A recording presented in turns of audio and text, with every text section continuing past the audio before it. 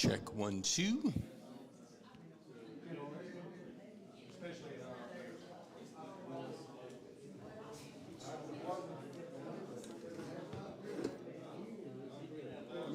No, you're fine.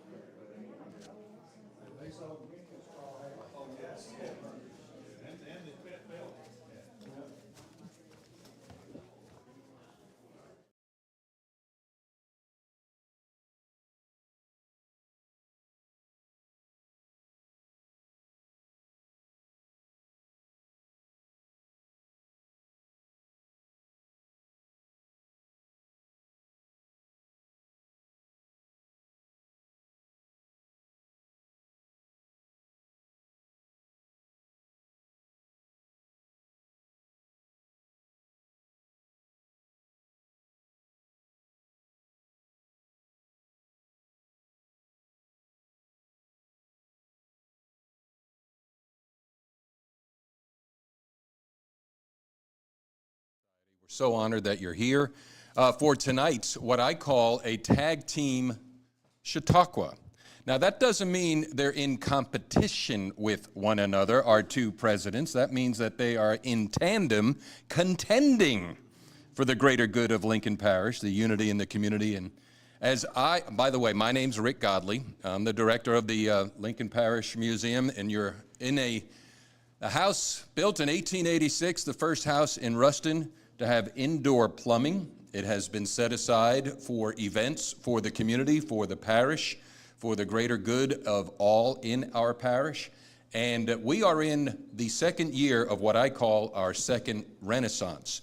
COVID had us shut down for about 3 years, and now I've been here 1 year, so we're cleaning out the cobwebs, getting organized, getting cataloged, because this has been around since 1976, and kind of like as we age up, the body falls into a little disarray, so we got to do some maintenance, and we've been maintaining it. And tonight is one of the biggest nights in this past year. We've had some Chautauquas. Now, let me explain what a Chautauqua is. Adrienne LaFrance Wells of West Monroe, she called it the Chautauqua movement, started in the United States in the late 1800s, 1890s, early 1900s, and it is a TED Talk. They didn't have the technology back then. They had railroads, they had mineral springs, and so the railroads engineered, pun intended, ways to get people all across the country and then have speakers come in. Matter of fact, the gentleman came to the Chautauqua in Ruston by the name of William Jennings Bryan, who ran for president, I think 6 times. Never got elected, but I understand he was a great orator. And so this was an opportunity for everyone to come and get knowledge and to get wisdom from speakers who would travel the Chautauqua circuit.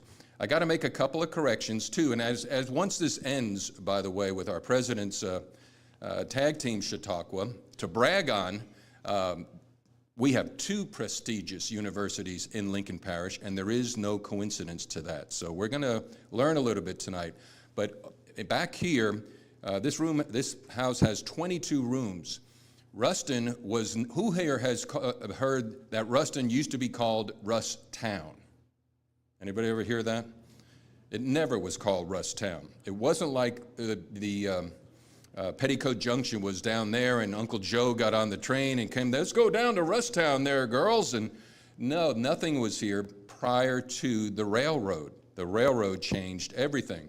And in the back, we have a blueprint from 1883 designed out of New York, like Manhattan Island, where the avenues go one way and the streets go the other way. And it is a designed community. So this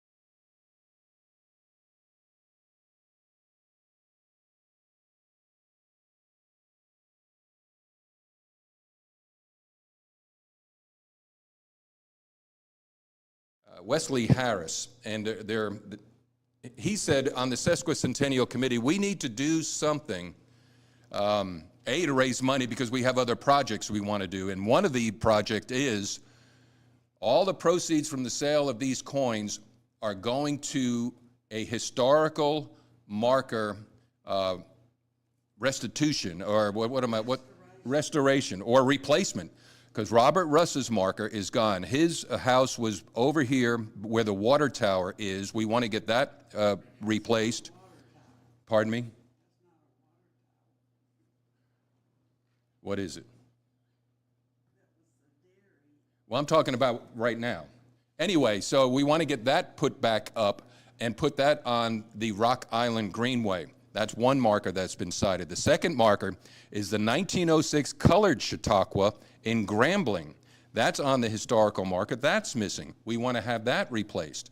The third one, Vienna. Vienna is missing. Now, a gentleman stepped forward, and his name's John Sutton. He had seen the article and the program that we're trying to do to get the markers restored. He says, I want to pay for one that's missing. Oh, really? What one is that?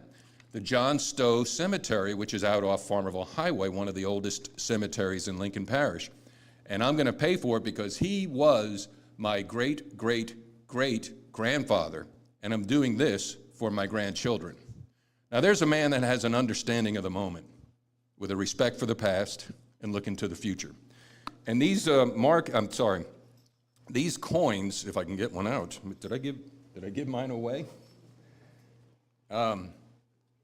They're awesome. And Wesley, I commend you on this because on one side, black and gold, 150.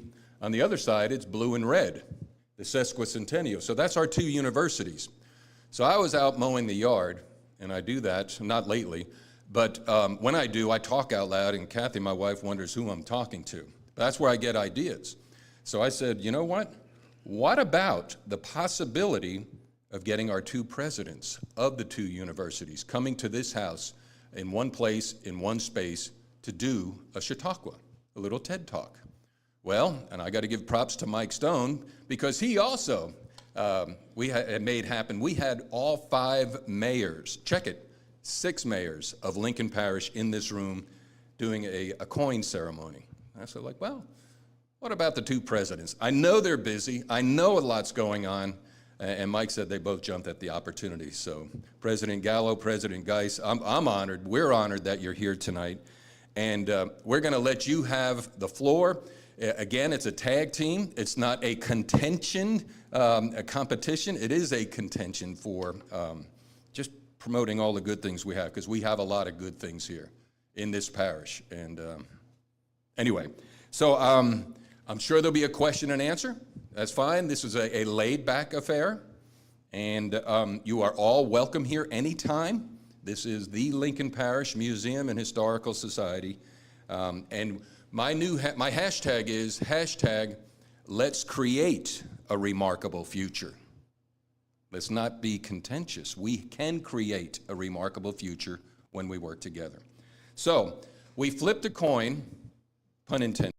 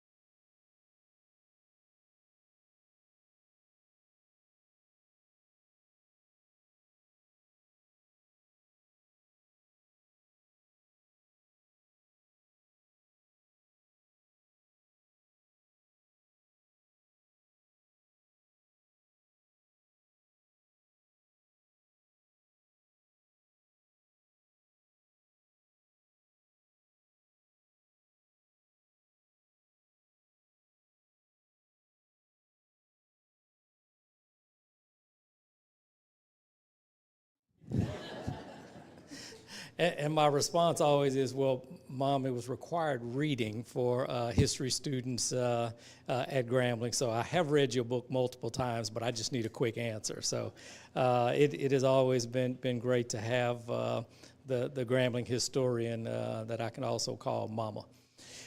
Grambling, of course, was founded in 1901 when a group of black farmers in north central Louisiana wanted to create educational opportunities for blacks in the community. And of course, we're talking about a period just 35 years post Civil War, post emancipation. So blacks didn't have the opportunity to attend schools of choice. So these farmers got together and sent a letter to Booker T. Washington at Tuskegee Institute. It's now Tuskegee University, but sent a letter to Booker T. Washington and asked if he could send someone to start a school.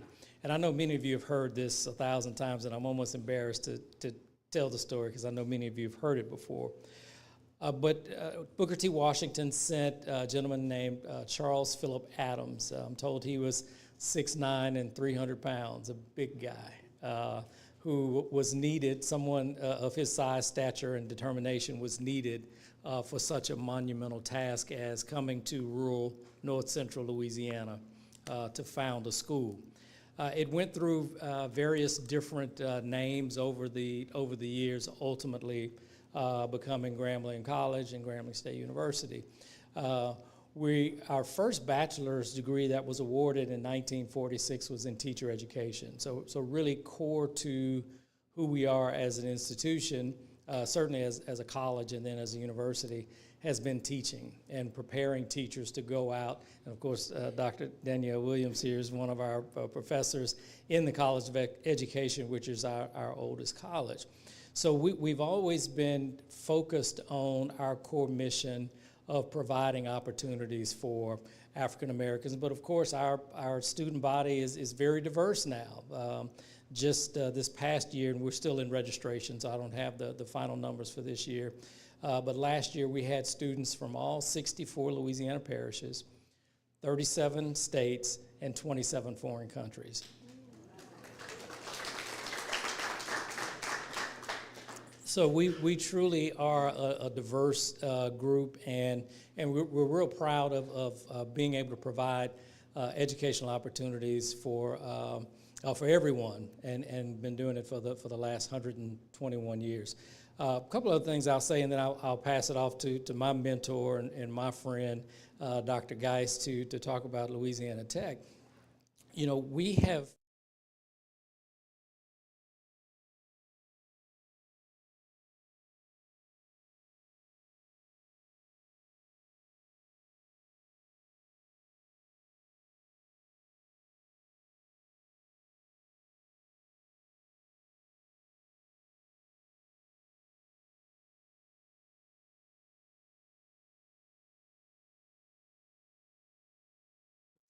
Grambling that really made it possible for us to survive. One that I will mention is T.L. James, and I was telling the story earlier that Trot Hunt came to visit me at Grambling one day, and I was, showing. He looked up and saw it was T.L. James Hall.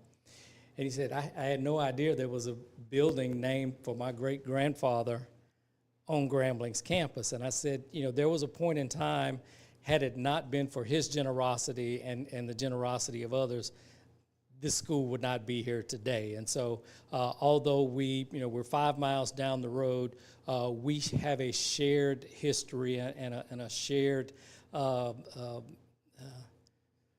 a shared history and mission of ensuring that we've had this incredible university to be able to provide educational opportunities for all these years. So I'll stop right here and pass it off to Dr. Les Guice from Louisiana Tech, and we'll hear from him. Thank you, Rick. Thank you all, Rick and everyone, for inviting me and being a part of this. I've been looking forward to it. I wanted to take a little different approach on this. I'm a resident of Lincoln Parish now for 52 years, born in Ouachita Parish and spent a lot of my life over in Morehouse Parish. 1873 was when this parish was formed. I wasn't around at that time. But I was interested in what difference did it make to this parish to have two universities present. And so I did a little bit of research out there. I said, well, let me look at Lincoln Parish and see how it changed over that time in population. So in 1880, which is the first census after Lincoln Parish was formed, there were 11,000 residents on the census. 2020, there are 48,000. It was a 340% increase. Now that sounds good. So I said, well, I came from Morehouse Parish. What did that look like? Well, in 1880, Morehouse Parish had 31,000, 3 times the size of Lincoln Parish. Today, Morehouse Parish has 25,000, a decline of 20%. Was it the universities that did that? I said, well, let me go to another parish, Claiborne Parish. Just pulled that one out. 1880 had a population of 19,000. Today, 14,000, a 26% decline. I said, well, let me go to a parish that has 1 university in it, not 2. I went to Natchitoches Parish. And back in 1880, it had 20,000 people, and now it has 38,000 people, or a 90% increase. Now again, Lincoln Parish has had a 340% increase, and I don't know that the numbers are so important there, but having a university presence does put you in a great position for growth and great opportunities. So what else have our universities brought to this community? Just look economically. Our institutional revenues, just based on tuition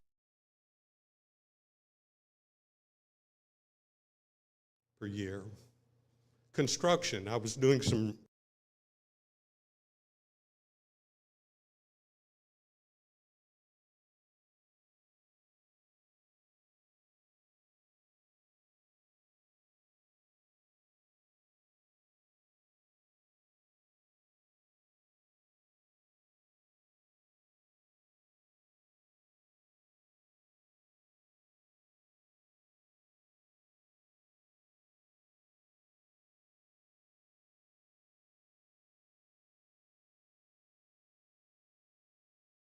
does that have? They have residential facilities that they buy, they have the living costs, they pay the taxes, retail, their utilities. And then the universities bring events to town. You got some pretty good football games over there. It'll bring a lot of people in, and we do too. And we have commencements and academic programs where people come from all over to visit our campus, and they stop in Ruston and go to the restaurants and stay in our hotels and just participate in the community and get to learn something about it. But look at the labor. I know if I go over to my hometown of Bastrop in Morehouse Parish, it's really hard to find skilled labor there. But what about Lincoln Parish? We got so much talent here. And so many of our people want to stay here when they graduate because they're good opportunities that have been fed because of the presence of universities. And I know universities aren't the only part of that, but I'm hoping I'm convincing you that universities are a central part of what leads to those opportunities. And what does it do for our medical? You know, we have great hospitals. We have a lot of other services available to us. I think our police and our fire are all better because we have universities present and we have these resources that are coming into our community. And then social impacts. We have a real educated population here. And that benefits all of us. It benefits our schools, and it benefits every aspect of our community. But we also have a diversity of population. And certainly it's the black and the white, but we get people coming here from all over the world, right? I doubt if there's a nation around the world where we haven't had people attending campus at one of our institutions here. And that continues to grow. But there's also this global awareness of our institutions. When you're overseas and you hear Grambling State University, you've heard of it before, right? And I think with Louisiana Tech University that it's the same thing. So that global awareness, and of course that goes back to some of our notable alumni. And we both have many notable alumni that people know their names all across the world. And our faculty too. And I think the institutions also bring great cultural enrichment to us. We have a lot more things that we can do to enhance our culture, and I think it enhances our K-12 schools, right? So as we grow our populations here, we've got good schools, and it provides a better education, and it just feeds on itself. And we just overall have a forward and progressive community, thanks to all of our organizations, our mayors, and all. It's just a progressive, growing community that lays a brighter future. So our universities do play an important role here, and I'm proud to be a part of one of those universities, very proud to be a partner with Rick Gallot. Rick and I have been really good friends for a long time before.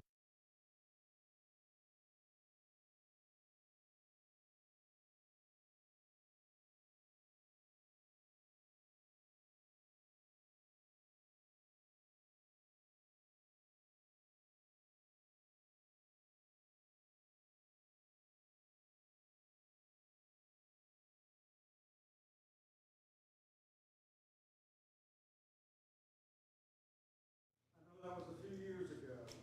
100. Could y'all talk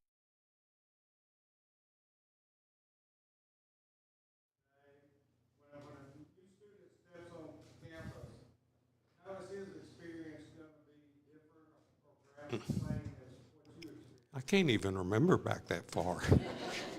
No, I did come here as a 17-year-old 52 years ago. And, you know, it was a little bit smaller, and we're not that much larger than we were back then. I think about 3,000 more students than we were when I first came here. But it was a really strong culture. It was still transitioning from a bachelor institution into a doctoral institution, and I think we've progressed there. One of the things that really attracted me here was Terry Bradshaw. You know, just the year before I came, or 2 years before, he was on the cover of Sports Illustrated. And And by the way, next week we're going to dedicate his statue over on our campus with the new Champions Plaza. But athletics was an important part of what we did back then, and I think the success that our athletics programs had back in the early 1970s and early 80s brought some visibility that has really advanced our institution as a whole, and the same I'm sure that Rick will say. So there's a lot that's changed, but I think we've built upon the strengths that we've had back then and the culture that was established, I think, by people like Coach Joe I, that is still is a part of who Louisiana Tech is, I believe. Well, for me, and of course, I suspect you all know, I never had any plans to be president of Grambling, all right? So, growing up in the Grambling community, I probably took a lot for granted that I value and appreciate a whole lot now. So, to go to my friend Kenny Patton's house on Adams Street and see Coach Eddie Robinson coming home and getting out of his big Cadillac with his briefcase, right? It was Coach Rob. He's the football coach at Grambling, but not realizing he was such a national, international icon in football. Having 4 NFL Hall of Famers, Willie Davis and Buck Buchanan and Charlie Joyner and help me, Carlton, Willie Brown, yes. Just having, these folk, Doug Williams, and having Willis Reed, all of these were people that I knew and idolized as a kid. These were people who came into my dad's barbershop and ate at Tiger's Inn, a little cafe we had. So I didn't really realize how unique and special this place was. The other thing I'll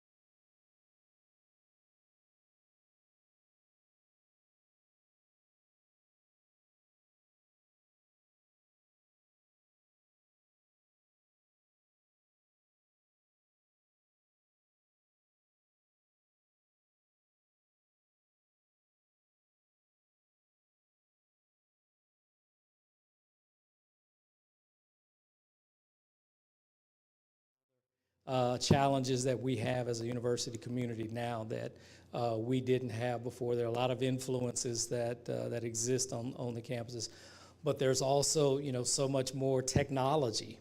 Computer Center at Grambling when I was a student was the whole second floor of Charles P. Adams Hall, and I think now your iPhone has about as much, if not more, power than that whole floor of the computer where you had the little cards you had to stick in and do all of that. The technology is just incredible, and the services that we're able to provide for our students to assist them in learning now, and things like cybersecurity and cloud computing, and having virtual reality being used in our history department. I never in a million years thought as a history major at Grambling that one day Dr. Holt, who's our head of our history department, would utilize virtual reality goggles in relation to teaching history.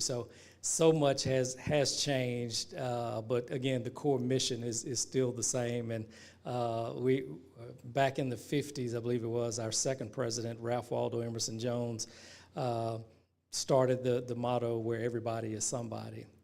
That has not changed. That is something that we still hold very near and dear to all of us, that Grambling is the place where everybody is somebody.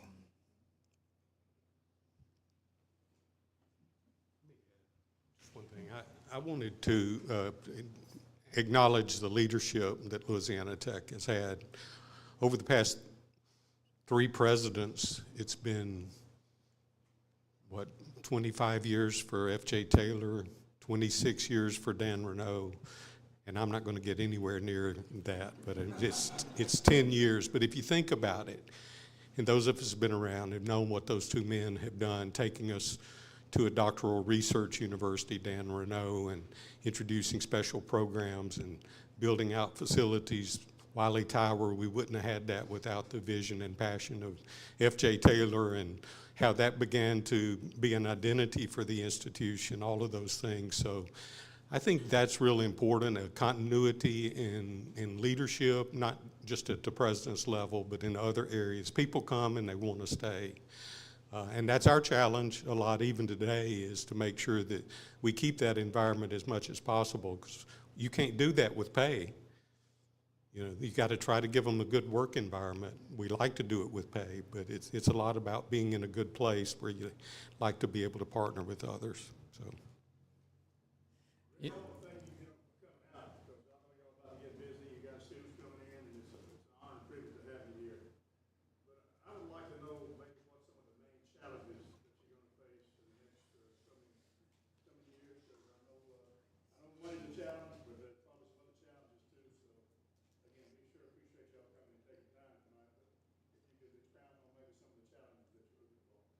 You know, our former state senator, Bob Kostelka, had a saying, the answer is money. Now, what's the question?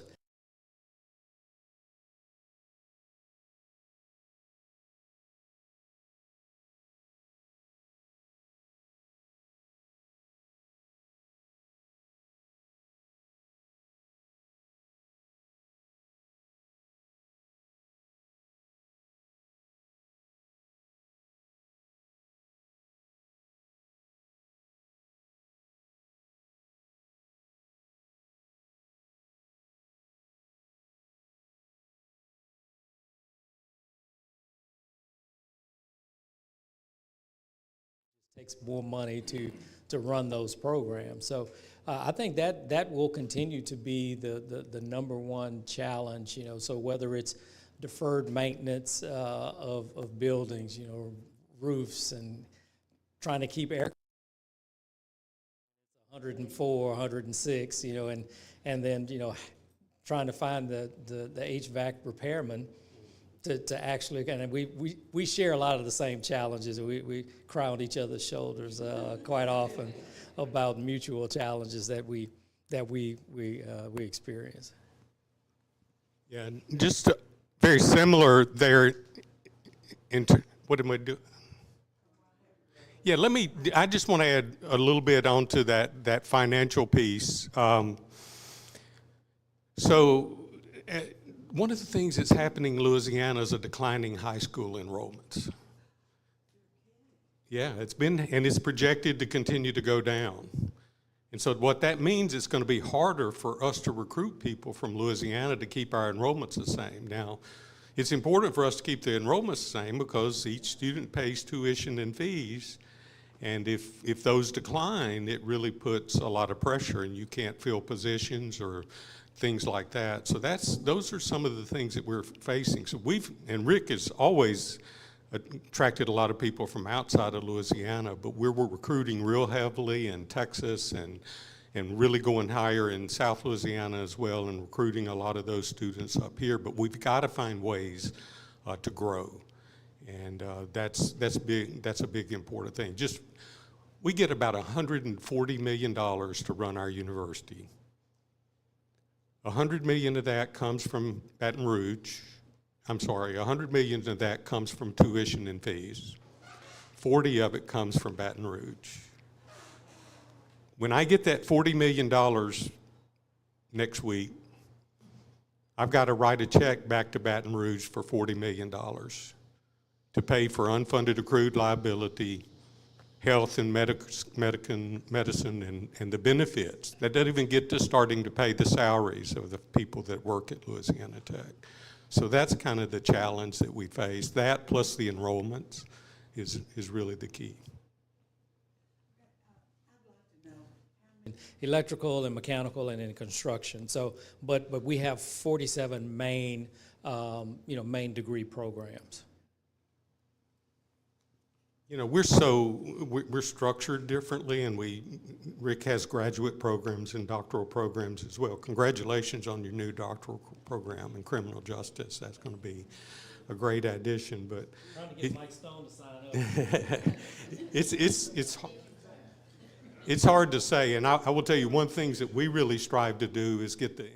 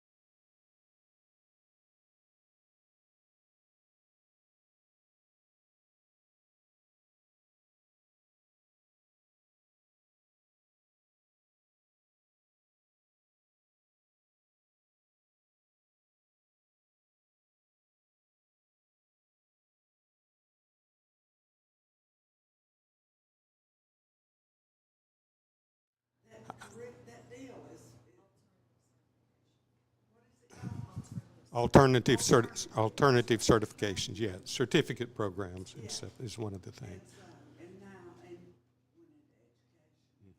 I tell you that we're all in higher ed are looking at more and more online programs, not necessarily to serve those. We think it's better if you come to our campus, but we know a lot of people can't get their education by coming to our campus, and so we're trying to develop special programs and means to reach out to broader audiences.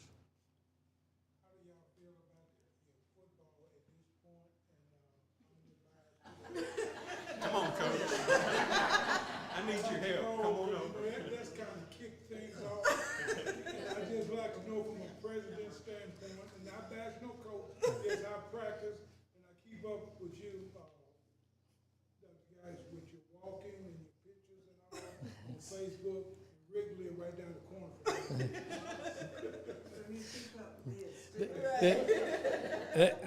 The expectations are always high for Grambling football, okay? I don't think that's any secret to anyone. And so we're really looking forward to this season. Coach Hugh Jackson in his second season, I think he's had a really good recruiting year. One of the other things that didn't get a lot of publicity last year is he came in his first year.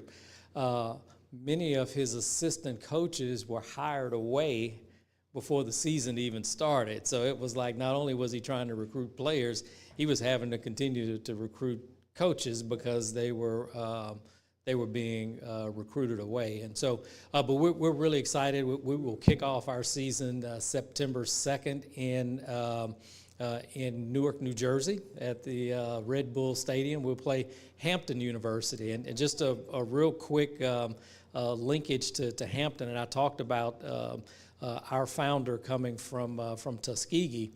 Well, the founder of Tuskegee Institute came from Hampton University. So there is a three-way linkage between these three HBCUs, Grambling to Tuskegee, Tuskegee to Hampton. So this is kind of like our grandfather we're going to be playing on the 2nd. We're going to beat him bad, right? But we're certainly we're looking forward to kicking off, and the expectations are high. I met with our athletics director, Dr. Eric Wood, today, and he was very optimistic, particularly on our offense. We've got a really great quarterback I think he's optimistic about, and had a little injury or two that's kind of got us in question on some of the positions, as you know, but that happens all along. We got to still see a big step up in our defense this year, and so we're hoping that's going to happen. But Coach promised me he's going to go to a bowl game. I hope he's listening over the radio, and we're going to try to pick out the best bowl game that we can go to. We've heard the scripture, without a vision.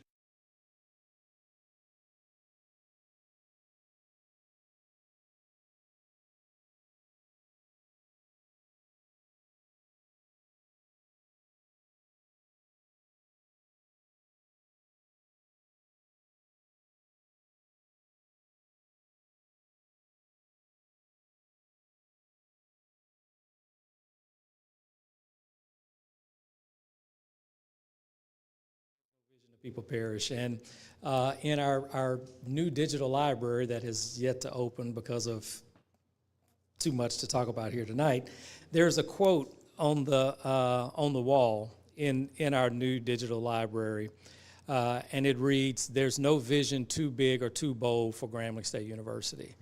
Now, I'm told I said it at some point. I don't specifically remember saying it, but it's in print now, so I'm going to claim it whether I did or not. And I think for me, again, number one, not aspiring to be in this role, I give credit where credit's due. Number one, that God had a plan for me. Again, not knowing that as a child growing up in this community and knowing all these great legends, that I would one day be entrusted with leadership at this university.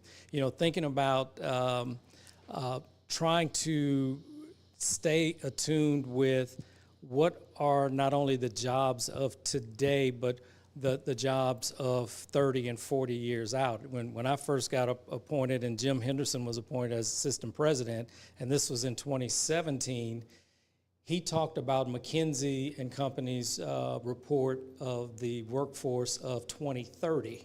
Now, in 2017, 2030 seemed like a long way off. Well, it's 7 years away now. And what this report talked about was that there will be jobs that exist in 2030 that didn't exist in 2017, and jobs that existed in 2017 that will not exist in 2030. So what we have to do is to ensure that our programs, our curriculums are going to fill that gap, and we will be able to provide the workforce. And a lot of it is technology. There are very few things you'll be able to do in the future. I mean, farmers use GPS, you know, to guide the tractors. I mean, there's very little that you will ever do going forward that won't have some level of technology that's involved. So that's really, and for those of you who keep up with this kind of stuff, I did a Clifton Strength Finders assessment, and one of my strengths was being a futurist. So I like looking out over the horizon and kind of around the curve. Now, there's some fine print. I need to have a strong team around me to make sure I don't miss the things that are really close. But so I think that is really the challenge that we have, and I thank God that He has given me a really amazing team of folks who we work with every day to do this. To have someone like Les Guice to support Grambling in getting the cybersecurity program. I mean, he already had cyber engineering. They could very well have gone a totally different way, but understanding that there are hundreds of thousands of open jobs in cybersecurity today, there's no competition. We're all trying to provide a workforce for the unfilled jobs that his school, my school, and several others will never fill because it just continues to grow. So again, I'm thankful that he's been not only my friend, my mentor, but a strong advocate and supporter. And I would dare to say, and I didn't keep up with F.J. Taylor and Ralph Waldo Emerson Jones's relationship, but I would dare to say that the relationship that he and I have is probably the strongest relationship between a Grambling and a Tech president that's ever existed. Let me give a little bit of perspective on this, and I'll come back to you. So think back 20 years ago. I see a lot of familiar faces, been here 20 years. What did Ruston and Lincoln Parish look like then? And what does it look like now, right, as we walk down the streets and see all the beautiful sidewalks and see the new facilities being developed and all of that. Look at our campus and see the changes. 20 years ago, we hired a master planning firm from Boston called Sasaki.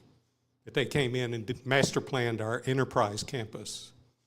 We've got 2 buildings on our enterprise campus now that are dedicated to companies that want to come on our campus and hire our students. Both of them are fully rented out, even though the second one hasn't been finished. It's because we started building the infrastructure and building the city and all of that. So Rick and I are working together with some other community leaders now, very early stages, to say, what does it look like 20 years from now? Because we need to seize the day, right? It's only going to happen if we put plans in place. And our universities can get larger, our communities can get better and have better resources to grow in. And that's what we're striving for, and to create greater education opportunities for everyone. So we haven't stopped, and I don't know if I'll be around 20 years from now, but the work that we do today for 20 years from now will help to drive that opportunity for the future. I just wanted to say the 2 pictures hanging there, one on the left is Robert E. Russ, and he had the foresight for education and created the Ruston Industrial Institute. And it was where the Civic Center is now. Yeah, that was Ruston College. Ruston College, that's 1884 or 5 was when we found it. And I love the fact that those columns, when that property was donated and the college moved over there, and this just became a school. The other man is Alan Green, and Alan Green, I can't imagine how much property he owned, but up on the White Lightning Road and his cemeteries, there is a cemetery behind his house where he is buried. But it stretched all the way over to the railroad. And he provided a grocery store, and a school for children in Grambling. And that was, I don't know the name of the road or the number, but that area where, well, it started out as a prisoner of war camp, and then it became a tuberculosis hospital, and I don't know what it became. Anyway, along that, That was Camp Ruston. Yeah. oh, okay, gotcha. Aren't we blessed to have had people back then that set us off on this course today, you know? For them to see the value back then. Yeah, I agree. Rick, I think we used up all their questions. Well, you worked up an appetite for all of us, and once again, let me, I think this is historic. 2 presidents in one space here, so we would thank President Guice, President Gallot, and for coming out tonight. Let's give them a round of applause. We have cake, we have coins for sale, we have commemorative T-shirts for sale in the back here as well. Feel free to stay, hang out, fellowship, be with one another, and don't be strangers. If you don't use this place, it's not our fault going forward. Thank you so much. 20.